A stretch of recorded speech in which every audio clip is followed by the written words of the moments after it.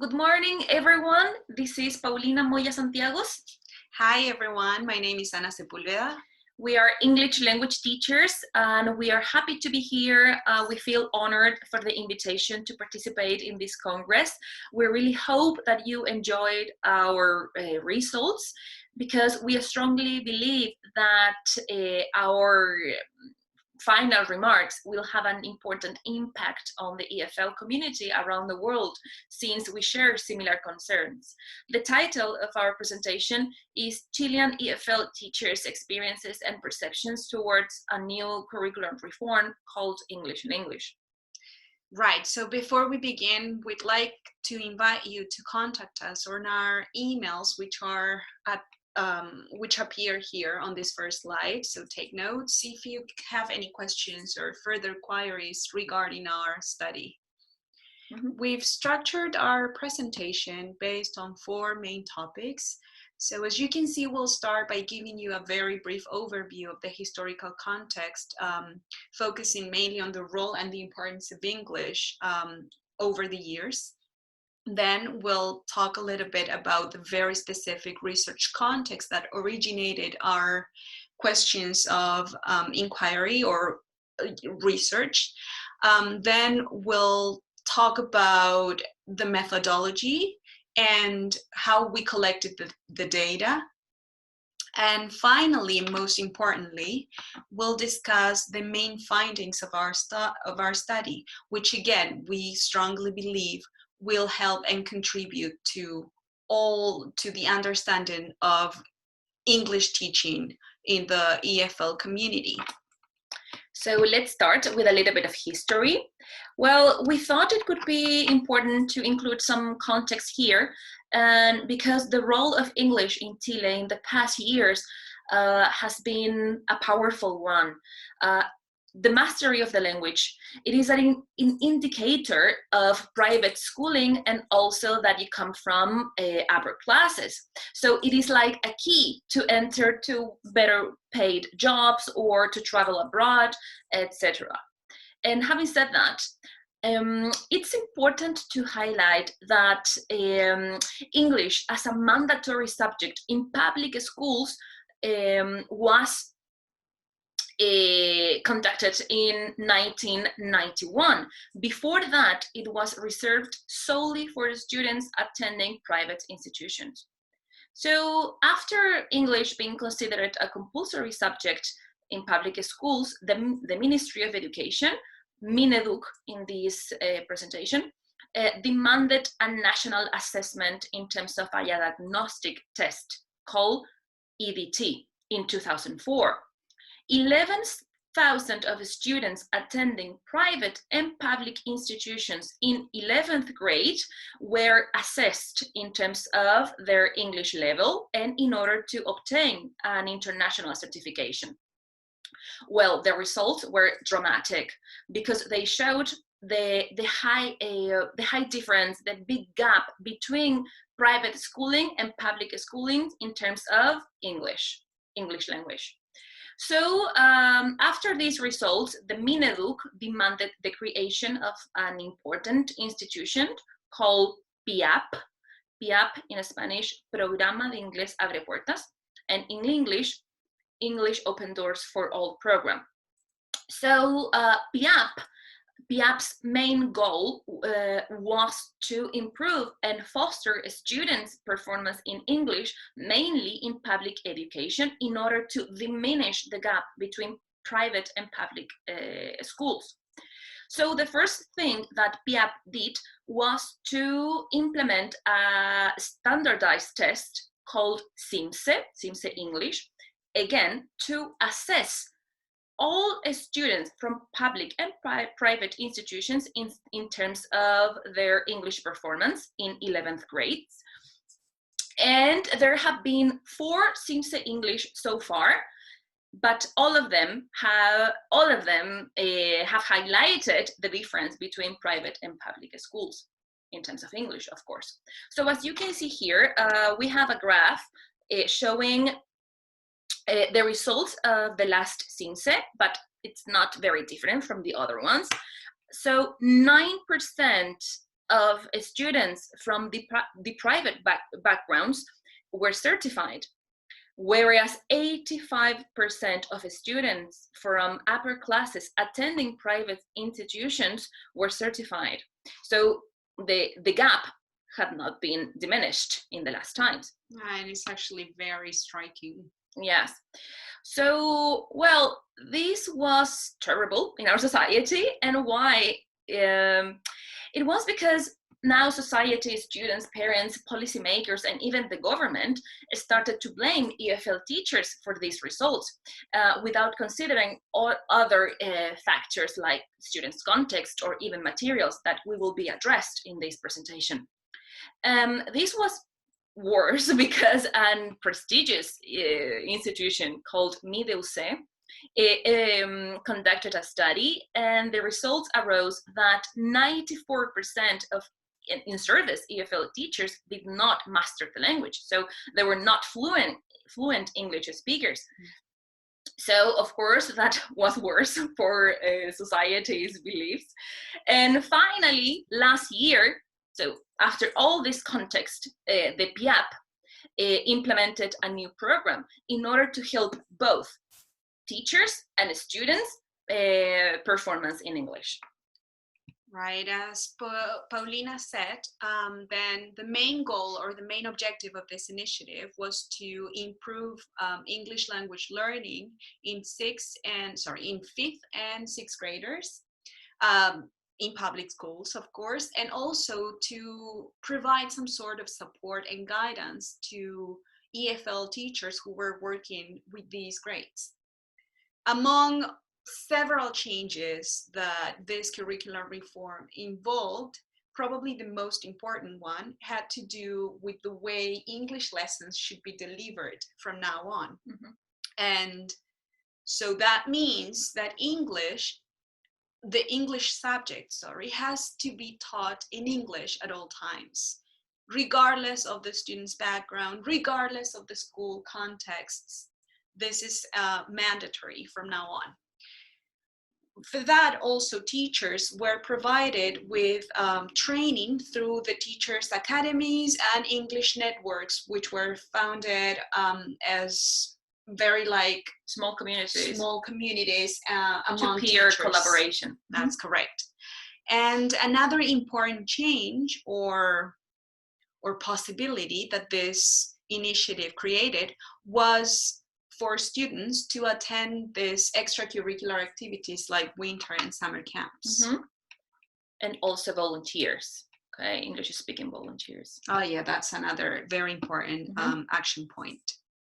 So because this initiative is very new, little is known about its application or implementation in the classrooms, let alone the way teachers are coping with this initiative. So because of that, then we thought that certain aspects like the teachers' perceptions, their level of preparedness and familiarity with the initiative, their experiences and their feelings are areas that need to be explored since they haven't been explored until today. Yeah. So this is how we came up with two main research questions.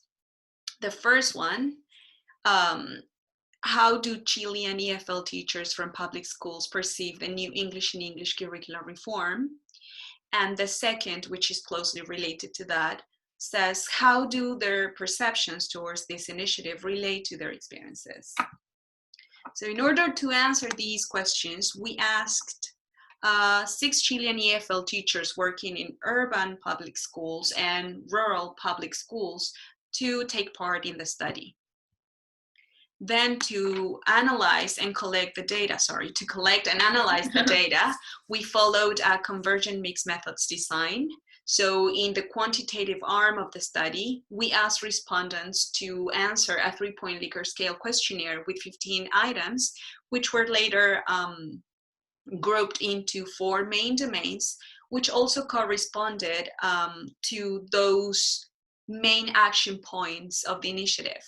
Then the same respondents were asked to participate in individual 60-minute video call sessions, and the data obtained from these interviews was coded thematically into those four areas. And all of this information was later merged and analyzed to come up with the following findings. Well, so the main findings have been codified into three core ones. The first one has to do with the challenges that EFL teachers have faced when they are teaching in English, and I'm sure that you and I and all of us have faced the same challenges. The second one has to do with the resources and support provided by these government institutions to carry out the program and reach their learning outcomes. And finally, the perceptions and experiences of EFL teachers regarding English and English. And I need to say this because this is important, okay? Because all the teachers evaluated in this study, all the teachers that participate in this study were familiar with the initiative, English in English, but one. And that person didn't know about the program because of a lack of communication. And we will address that in the following parts of the study. So, well, the first challenge that EFL teachers mentioned, and that we're all agreed on this, all of them, have to do with the students' prior knowledge and poor background. This is important considering that policymakers have arranged a new program, but it seems that they have not thought of this point, okay? So if Anna can read the first quote here taken from one of our semi-structured interviews. Yes, it says, I had to practically convince them, students and their parents, to trust me. That had to do with their social vulnerability and their ideas of the use of English. 81% of students were considered in social risks, and most of their parents were illiterate. Well, that's an important topic to address because for teachers, teaching in English inside the classroom setting is already challenging. But the fact that these students cannot practice the language at home and also they can't count on their parents' help is also challenging. Also, something that all our participants agreed was that the number of hours assigned to teaching the subject in public schools is not enough. 3 hours a week were considered low for our participants. Of course, considering as well the large classes in public schools, we are talking of classes with 40 to 48 students, and also the diversity in these classrooms, because they are composed by students with special education needs, and also students coming from different countries, and they all speak different languages. So it is indeed a challenge. And finally, the lack of both technological resources and the lack of time to plan lessons, grade evaluations, and create materials for fulfilling the English in English learning outcomes were considering challenging by our participants. So we all know that English should be taught through reading, writing, speaking, and listening. But if the school does not have audio systems, internet, or even computers, so all this teaching of the subject becomes hard and harder. Right, so when the teachers were asked regarding the resources and the support provided by the MINEDUC and the PIAP, then three main issues arose. The first one had to do with the professional training that they got. And here's a very important finding, which said that most of the teachers thought that this didn't fully satisfy their demands. And there were many of them who claimed not to have any knowledge on how to attend those training sessions or didn't have access to the information. which is portrayed in the first quote. Paulina? Well, it says, every professional training that I have taken in my professional life has been self-funded. I haven't participated in the networks either. I don't have access to any information. I don't even know who is in charge of the English Teachers Network in my municipality. All right, so this quote clearly portrays the limited access that teachers have to these formal channels. Some of them even mention that the information was passed on through social network sites like Facebook. I mean, we're talking here about a very important institution. So how is that even possible? Correct. Then teachers also mentioned or talked about the contribution of having English native speaking volunteers in their classrooms, and all of them valued this initiative and thought that this could be beneficial not only for the students but also for them.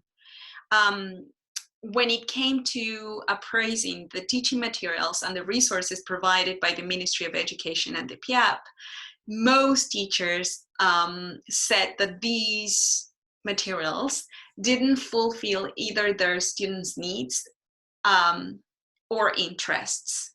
And this is portrayed in this very last quote. Well, it says, these programs of professional training in terms of methodology have been awesome, but the resources that we get from MINEDUC are not that good. The textbooks make no sense most of the time. They are not contextualized and show unreal situations. Besides, these are not aligned with the national curriculum, so I don't get it. Yeah, so this is very self-explanatory. I mean, there is this disconnection between... and contradiction as well. That's right, between the policymakers and the teachers. And the classrooms. So finally, we came up with 3 main issues regarding the experiences and perceptions of the program. So the first one has to do with English itself as a subject, because currently it is compulsory from 5th grade. So all of our participants thought that this cannot be possible and need to be urgently changed, because English should be a compulsory subject from earliest stages, just as private institutions do. The second main finding here has to do with the use of the mother tongue, which is in contradiction with the main core of the program, because even though the teachers consider it important and of course relevant to teach English in English, and they also considered that they were capable of delivering a class in English all the time, they thought that this cannot be possible due to the current context in schools in Chile. So I would like that you, Anna, read please the second quote. I don't believe that English has to be taught in English in this context. There is evidence to support what I'm saying. This is one of the advantages that non-native English-speaking teachers have. From our experience as language learners, we can empathize with our students. So the fact that the teachers use the mother tongue, in our case Spanish, as a way to instruct English as a last resort, puts them like someone to be approachable by our students. So these consider the fact that using Spanish as a benefit and not a contradiction or a drawback. And finally, they all mentioned that the program does not consider all schools' realities and context. So we are a very long country and very narrow, and we have deserts in the north, glaciers in the south, we have islands. So the materials, the program does not consider all of these realities in terms of background, in terms of social capitals that our students and even teachers and also the school's infrastructure have. Yes. Okay, so due to time constraints, then we'll check again, or we'll talk about our main findings again, right? So in general, we can say that EFL teachers demonstrated to have very positive attitudes towards this initiative, right? As they were willing to implement the main points of action. However, they did believe that certain other actions had to be taken urgently in order to meet the expected learning outcomes. The first one has to do with the amount of time testing to teach the language, because if it is 3 hours a week, so there's no way to diminish the gap between private and public institutions, since private institutions have a bilingual education from early stages.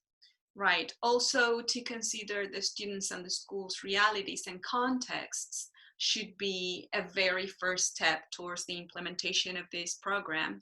I mean, there are students with no prior language, like English language knowledge. So then how can teachers face this problem when you have like a large class with these type of students? Right. And also schools without like the necessary equipment or infrastructure to deal with this problem. And of course, in terms of the training that EFL teachers are provided with,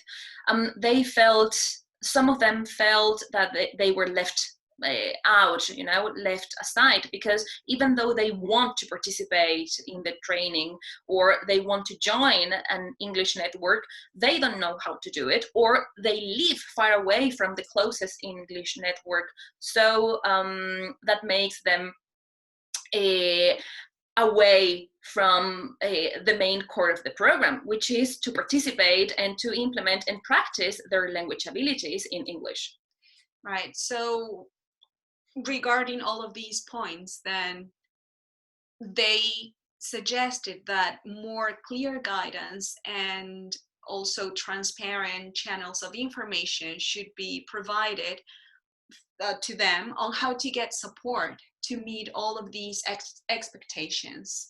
And we strongly believe that these problems are faced by teachers all over the world. So even though this study was like a local study, it can apply to very different contexts as well. So thank you very much. We appreciate the time, and we hope that you have enjoyed our remarks, our conclusions, our discussions, and we look forward to seeing you again very soon. Yes, thank you very much. Bye. Goodbye.